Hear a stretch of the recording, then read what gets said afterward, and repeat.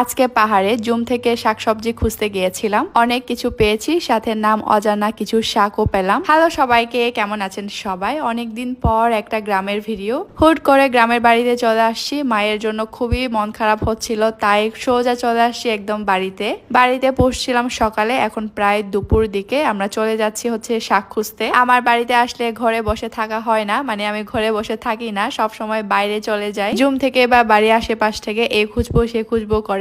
আজকেও ঠিক এমন, বাড়িতে পৌঁছার সাথে সাথে কিছুক্ষণ মায়ের সাথে গল্প করে এখন ভাইকে নিয়ে বের হয়ে যাচ্ছি শাক খুঁজতে।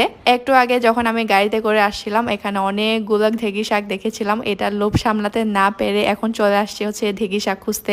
আর ঢেঁকি শাক না আমার পছন্দ খাবারের তালিকায় একটি শাক যেন আমার খুবই খুবই পছন্দ, যেটাকে আমি ভাজি করে খেতে পারি, আবার সিদ্ধ করে মরিচ ভর্তা দিয়ে তো আরো বেশি ভালো লাগে। আমার ঢেঁকি শাক খোঁজা প্রায় শেষ, আমার ভাইও আমাকে হেল্প করতেছিল। আমার অনেকগুলো ঢেঁকি